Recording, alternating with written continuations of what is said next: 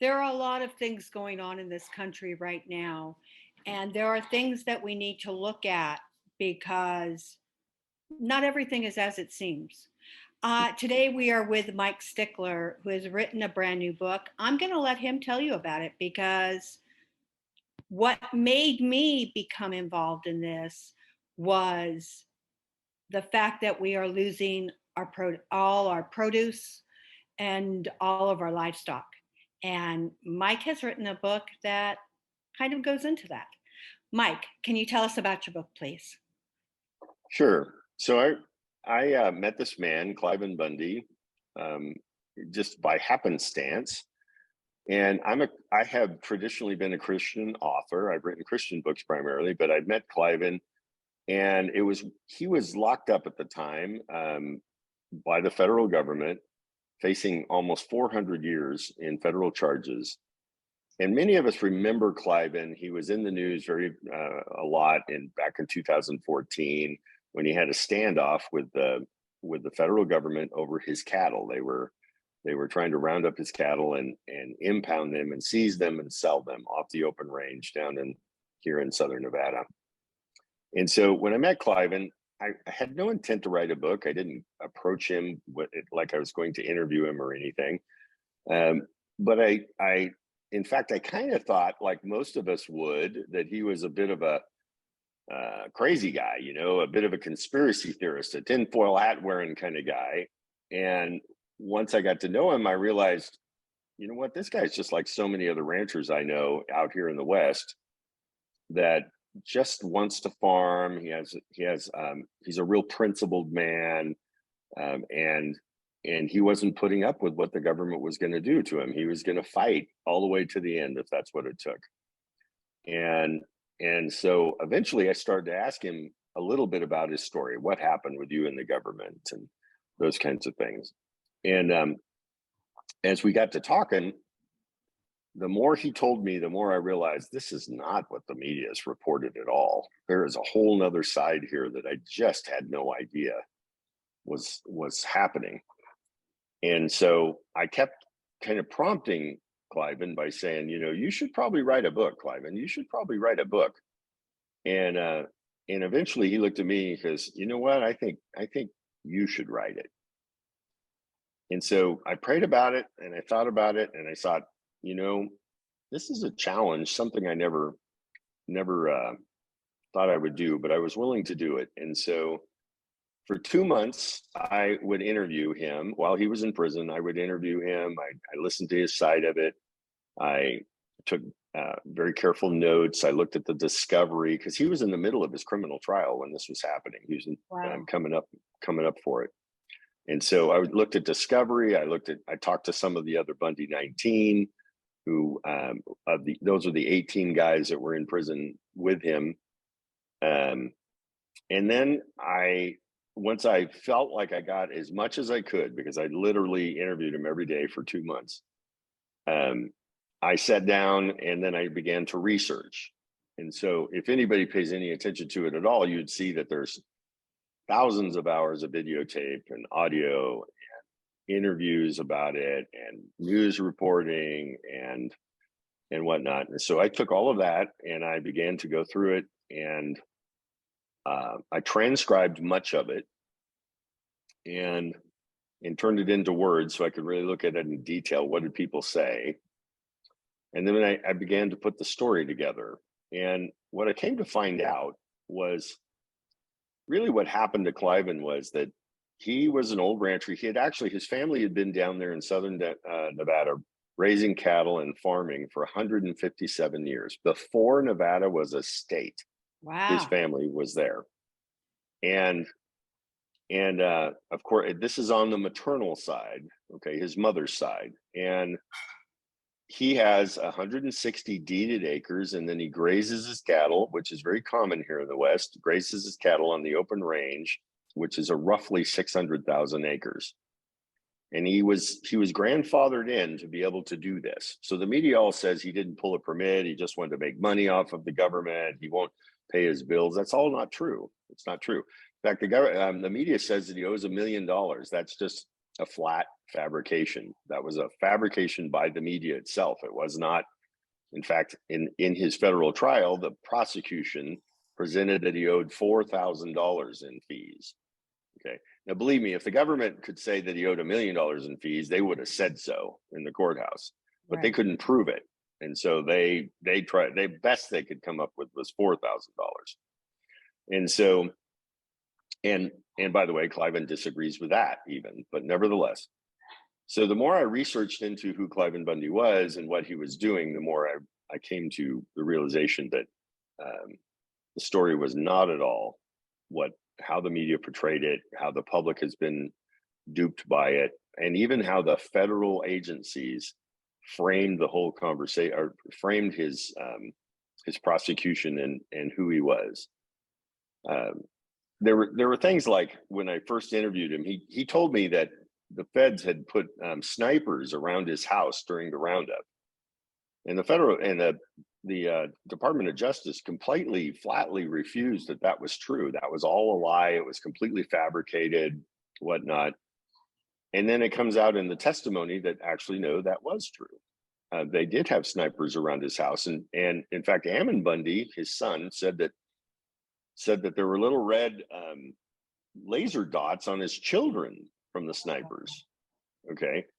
And it turns out that they were surrounded his house and shadowed him. The sniper team did for almost 10 days out there at the time. They claimed, meaning the Bundys, claimed that they were eavesdropping on them, both with cameras and microphones and their phone calls and whatnot. Government said, "Oh no, that couldn't be true. We would have had a warrant to do that, and we never pulled a warrant." Well, it turns out that not only was there microphones and cameras, and they were listening to phone calls, but they even were listening to the phone calls that they were having while they were in prison, talking to their attorneys. That's illegal. Okay, it's all illegal without a warrant, and they continued to do it. And the judge was flabbergasted by it. She actually said in the trial, she said, well, setting aside the legality of it, okay, whether it was you should have done this or not, you have denied in my courtroom that it ever happened when in case it did. They, of course, as I mentioned, that the media has declared he owed $1 million. That's not true. It's just a fabrication. And the government was actually trying to round up their cattle, and that it was done on a civil order by the federal judge in Las Vegas to round up his cattle, but they were supposed to round them up, impound them, and give them back to Cliven. They were actually trying to sell them.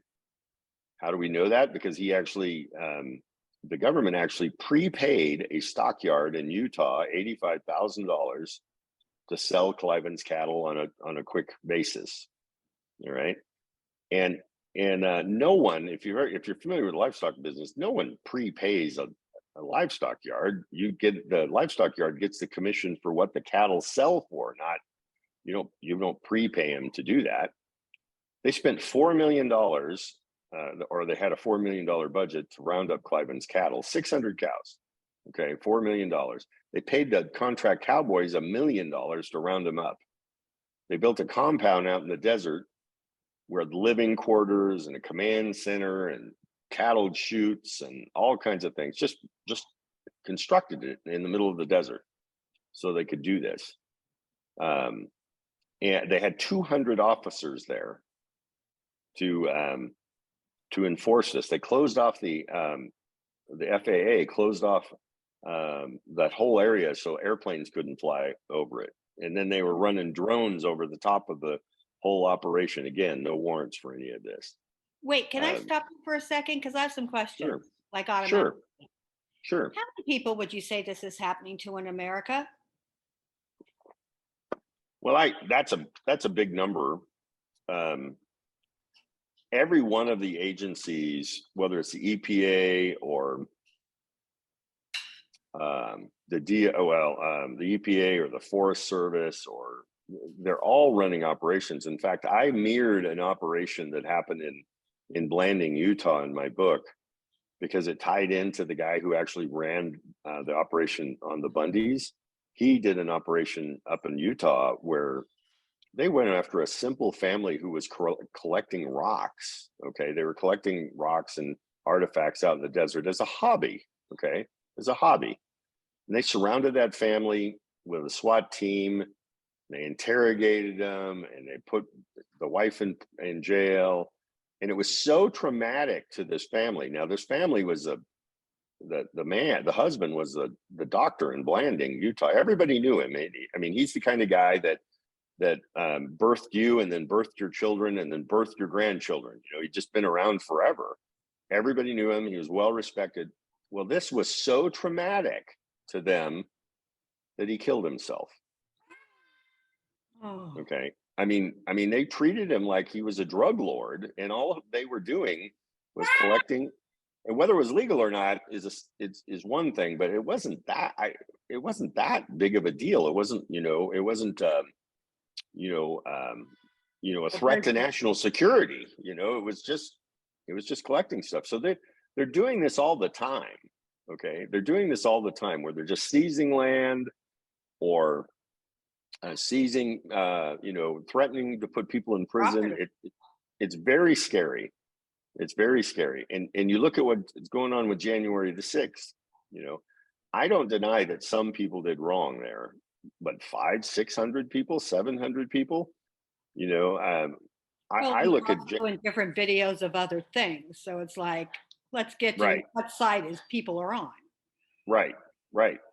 So, and then here's another thing for you to recognize is that, let's go back to Bundy for a minute, that what the media portrayed about the big standoff that happened in the wash that day on April 14th of 2014.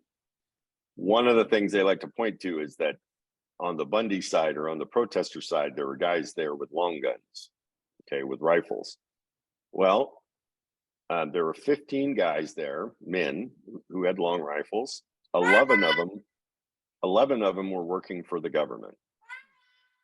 Okay, they were either they were either informants or they were actual agents. The other four all went to jail and fought their case and won. All of them fought their case and won. And so there's much more going on. That was the claim that happened with up there in with Governor Whitmer, where they said they were going to kidnap him and kidnap her and execute her and all that kind of stuff. That turned out to all be government informants that did that. Right. Okay, they were found innocent. Those folks at the Malyard Refuge in Oregon, same thing. The FBI was involved in that. They had FBI informants all throughout that, and the jury looked at it and said, that they didn't do anything and found them all innocent. So Well, this is going on quite often. what appeals to me about this story and what the news is not reporting is that they are killing livestock in this country. Why? You Yeah. know, why are they getting rid of the cows? Why are they getting rid of the chickens? Why are they getting rid of the sheep? Why are they getting rid of the pigs? Why are they getting rid of the produce? What Mm-hmm. is this? What is this about? And it sounds to me like in the Bundy case, it is the tip of the iceberg of this. Yeah. So what happened with the Bundys, why they wanted the cattle off the range is this. Back in those days, Barack Obama was the president, and there was a big push for renewable energy. Right. We had a senator, Harry Reid, who was at that time the most powerful senator here in Nevada. He was the most powerful senator in the United States. And so he organized that much of the solar farm money would come to Nevada. So there was this big boom to build solar farms throughout the desert in southern Nevada. Well, and I mean billions of dollars of solar farms was going on. Well, in order to take public land here in Nevada, in order to take public land and use it for a commercial purpose, they have to designate acreage for the desert tortoise, because the desert tortoise is under the Endangered Species Act. Yeah. And so what they did was they were building thousands of acres of farms, and they needed to mitigate the problem with the tortoises. So they looked over at Cliven's range and said, "Here's this old scofflaw out there. He doesn't have any money. We'll just push him off the land. We'll get rid of his cattle, and and now we can designate his land for the tortoises, so that we can make billions of dollars over here building solar farms. And that's what the push was, to do this. Mm. And that was the reasoning behind it. And so and why it was worth putting that kind of money into it, because there was so much money to be made by everyone in Southern Nevada. And how did I learn this? I learned it from Harry Reid's attorney, Wow. who organized the whole idea of mitigation and moving property, taking land, because he had represented many casinos and golf course people and whatnot, who continually encroached it out into the desert to build casinos and golf courses and whatnot. And so they organized, this is how they would resolve the tortoise problem, is by designating land for them. My sister laughed and said, well, did anybody tell the tortoises they had to move? You know, but nevertheless, it didn't really matter whether there was tortoises there or not. They were just trying to, shuffle the papers to abide by the law. And so Cliven, what they didn't anticipate, that Cliven would protest and not agree with it. And so he ended up he built a little stage along the state highway, and he put up a flagpole with the American flag on it. And then he and his neighbors protested along the highway about 3 miles from his ranch. And they would all get together, and the 10 days leading up to the trial, to the actual standoff, maybe 50 people would come out and protest, neighbors and friends and stuff like that. And it wasn't until the BLM and their 200 officers that were there escalated the situation into violence, and that it actually got out on social media, that it started to impact, really make a difference. And now all of a sudden, people from all over the West, and even as far away as New Hampshire, started to come into the desert to defend the Bundys. Oh, and nice. And so that's actually how the standoff happened. And I detail it in length in my book, what happened hour by hour, really every 10-15 minutes. I detailed what actually happened that day and what was going on. Wasn't Bundy originally entrapped in order to jail him? Wasn't he going to his son's rally, and that's how they got him? Yeah, that's very good. So what happened is that Cliven was flying up to see, okay, his son had done a protest at the Malyard Refuge up in Oregon, okay, and they had all been arrested. And so Cliven went up to go see him in jail. And I detail it in the book. He actually lands at the Portland airport, and the plane it's a commercial flight. The plane is pushed away, goes over and parks out in a field away from the terminal. And then it's surrounded by a SWAT team. So what they ended up doing is they surrounded the airplane, stormed the airplane, and arrested Cliven off the plane, and then arrested him and charged him for the standoff that happened 2 years earlier back in Nevada. They also swept and arrested the other 18 guys at the same time, all caught up in the same deal. And so again, all they had to do is he'd been traveling around, and they could have just drove out to his ranch and arrested him, but we had to do this big dramatic. And think about if you were a passenger on the airplane and that happened to you, your SWAT team surrounds the airplane, and then they storm onto the airplane to get him. I mean, why are we doing?